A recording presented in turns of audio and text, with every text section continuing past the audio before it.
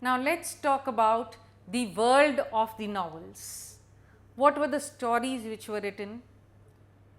What was liked by the people? What were the kind of endings which the novels had?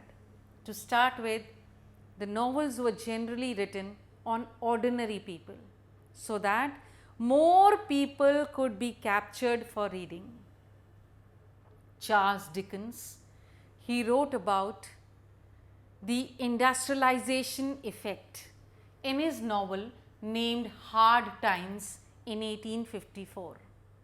He wrote about an imaginary town named Coketown, in which there were chimneys, there was smoke, people had problems, that is diseases, and the difficult situation in which they were living, that is the working hours, the industrial pollution, all that was depicted in his novel named Hard Times. That is again trying to capture the ordinary masses.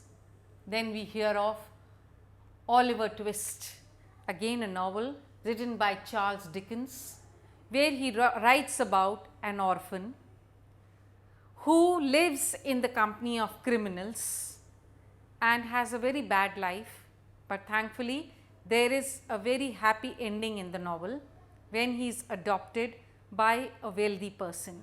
But not all novels have a happy ending. If I talk about Germinal, written by Emile Zola, in which there is a description of a French miner, and the condition that is described is of the miners who have a very difficult work time and a very difficult life. And in the end, all his co-workers actually turn against him. Therefore, this has a very unhappy ending. But the topics all here are actually revolving around the common people, the common masses, which means people are getting interested in knowing about what exactly is happening amongst the poorer section of the society. Community and society.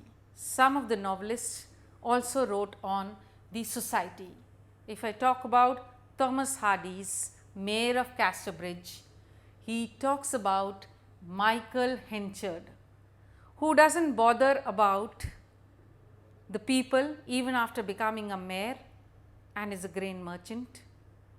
Here we see that the writer is trying to tell about the new age sentiments, because the person acts in a very unpredictable manner.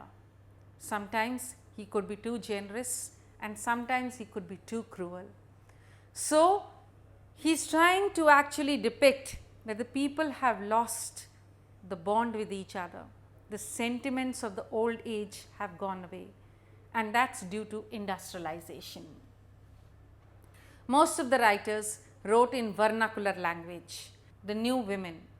Then there were women who also started writing novels. If I talk about Pride and Prejudice, written by Jane Austen, here the description is about that society wherein the girls were just looking for getting married to a very wealthy man. Their whole life revolved around just one thing, and that is finding a very suitable wealthy man for getting married. That was the kind of society that was there during the time when Jane Austen was there. Then Charlotte Bronte wrote a novel named Jane Eyre. Jane Eyre is a very revolutionary novel in which the heroine of the novel tries to actually speak against whatever was wrong. As Jane Eyre, she speaks against her own aunt and says, "You look to be a very good woman to everybody, but you are not so. I hate you and I shall never call you my aunt till I live." So, a very revolutionary thing for a young girl to say.